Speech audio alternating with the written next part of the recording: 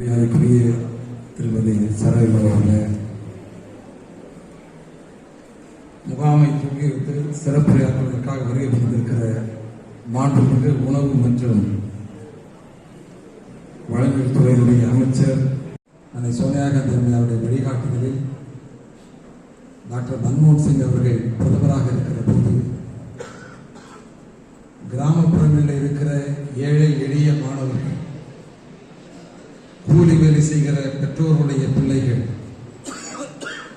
விவசாயத்திற்காக காலையிலிருந்து நீரிலும் மழையிலும் நனைகிற விவசாய தொழிலாளர்களுடைய குழந்தைகள், அவர்களும் நல்ல கல்வியறிவினை பெற வேண்டும்,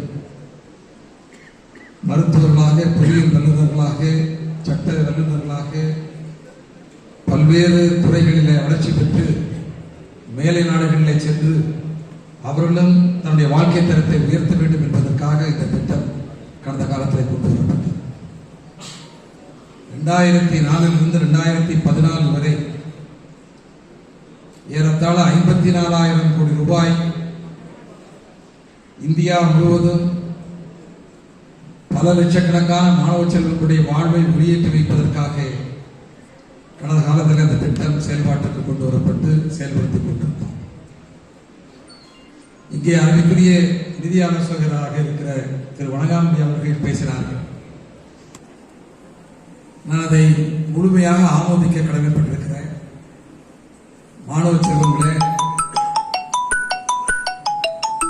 உலகம் என்பது இன்றைக்கு போட்டியில யார் வெற்றி பெறுகிறார்களோ அவர்கள்தான் வாழ்வில் வெற்றி பெற முடியும் என்கின்ற போட்டி மனப்பான்மையோடு இன்றைக்கு சென்று கொண்டிருக்கிற போது, நீங்கள் உங்களை எதிர்காலத்தில் உங்கள் குடும்பத்தை வளமாக்கிக் கொள்வதற்காகவும் உங்கள் வாழ்வை ஒளிமயமாக்கிக் கொள்வதற்காகவும் நீங்கள் மேற்று கல்விகளை படிக்க வேண்டும் என்று சொன்னால், பெற்றோர் வசதி இல்லை என்று சொன்னால், இந்த வங்கிகளுடைய கடனை நீங்கள் பயன்படுத்திக் கொள்ள வேண்டும் என்று நான் முதல்ல உங்களை கேட்டுக்கொள்கிறேன்.